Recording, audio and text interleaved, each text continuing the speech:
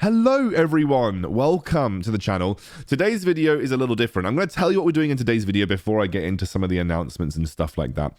But today's video is a little different. We're going to be talking about the dev framework update. We're going to be discussing how Riot balance champions. They've been really open with their communication here. They've basically shown you the methodology by which they employ to decide whether they buff or nerf something. And I wanted to explain it to you because I found it really interesting.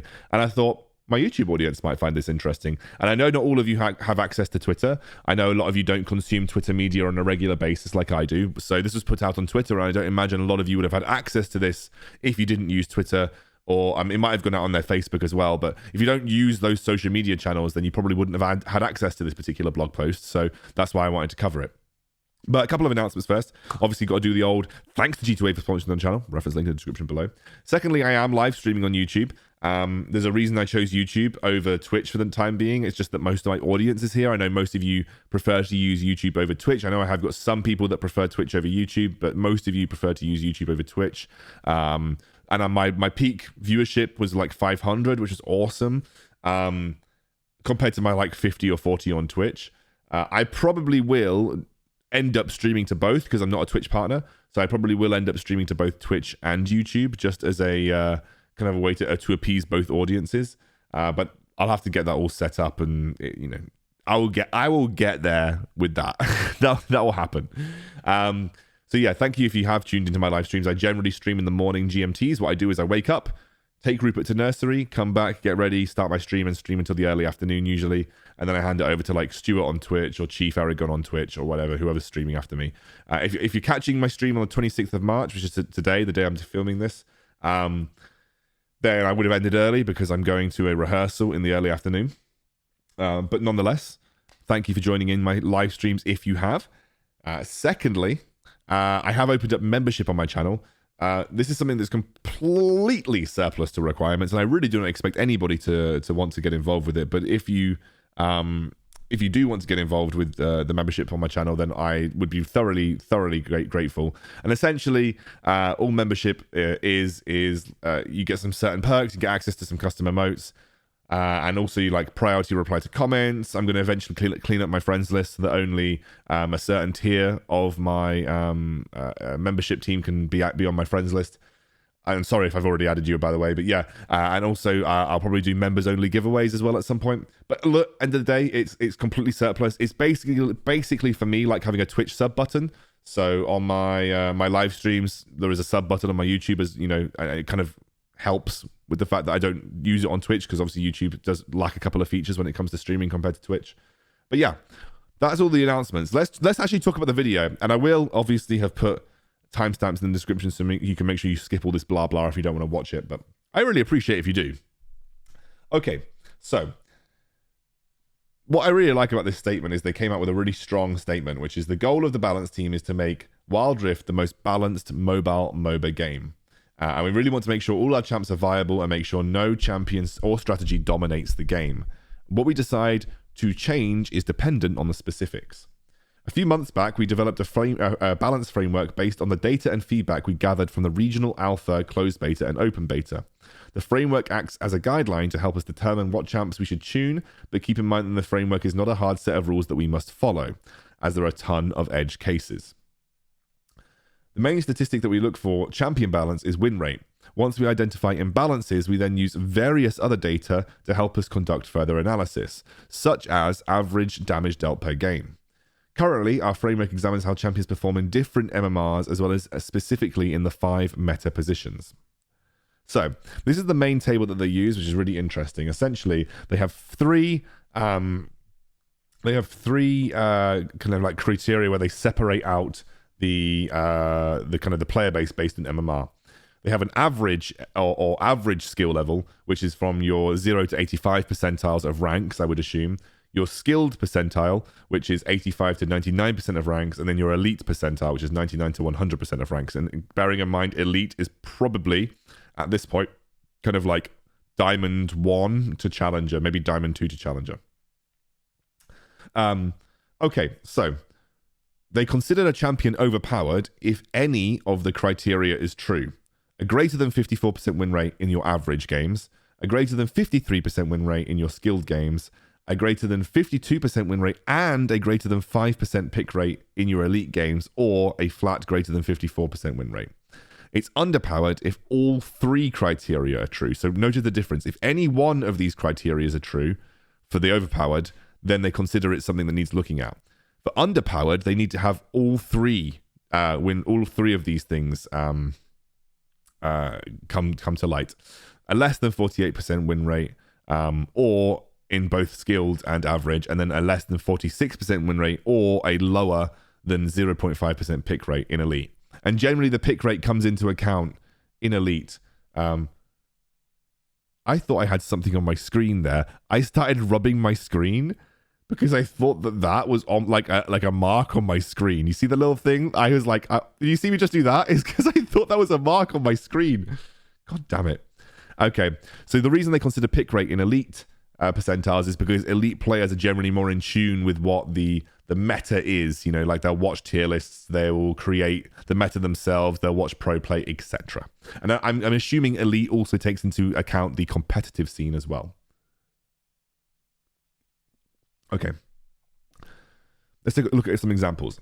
If Dr. Mundo is 53% win rate at elite MMR, but has a pick rate of merely just 1%, we will probably not nerf him. The reason being, I guess, for this particular statement is that a low pick rate means that you might not have enough sample data to really make a 53%, really gauge that 53% is, a true win rate statistic, or you're going to assume that the people that do pick Dr. Mundo are especially skilled at that one particular champion.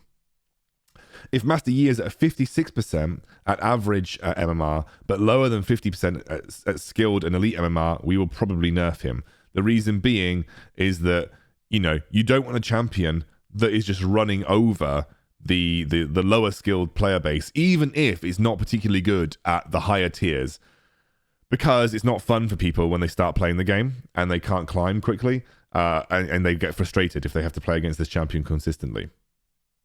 If Lee Sin is at 47% at all MMR and has a 3% pick rate in elite MMR, we will probably not buff him. High skill cap champions like Lee can be very punishing when they are strong, so we are comfortable leaving them under 50%. I really like that philosophy.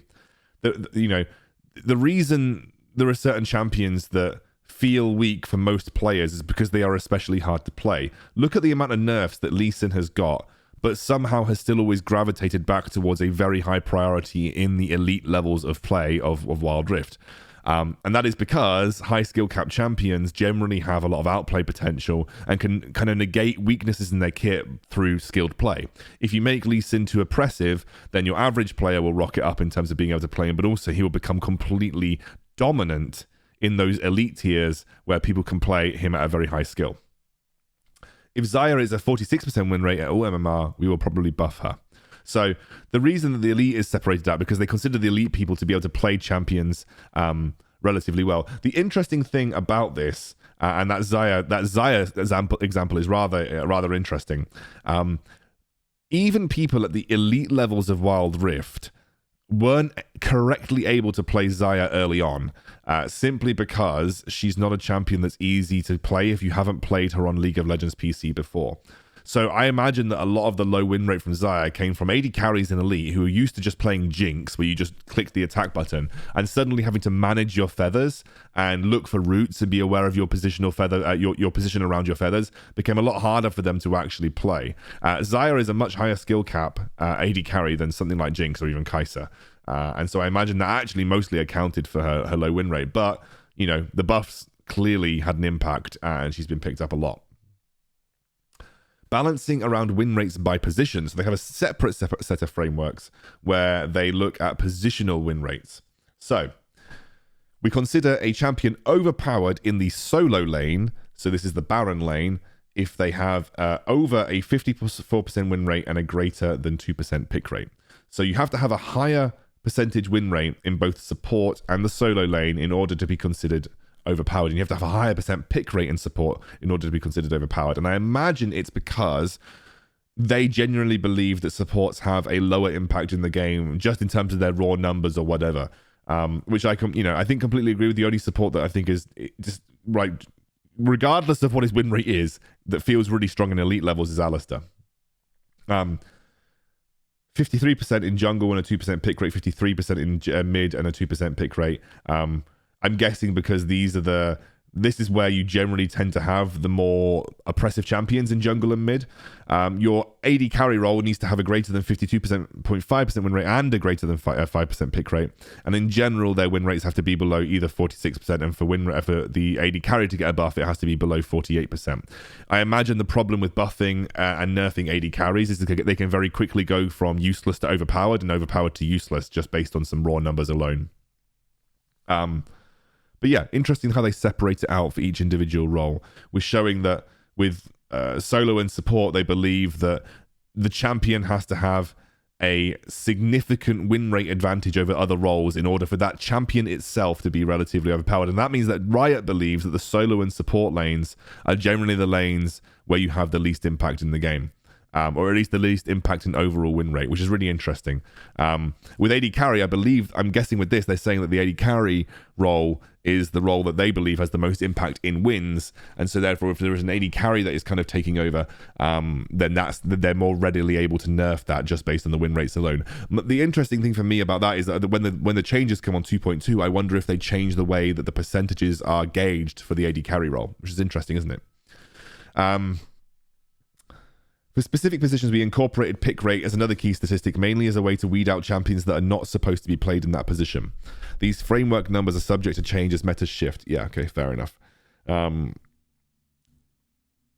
examples of how we use the framework is if Evelynn mid is a 54% win rate and has a 5% pick rate, we will probably nerf her mid lane power.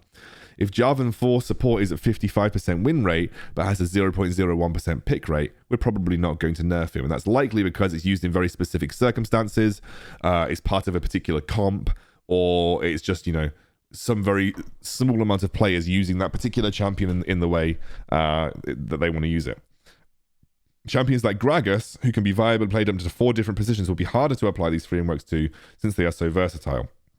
The goal is to make sure that a single champion or a small pool of champions does not dominate a position, and that each position has a wide variety of viable picks.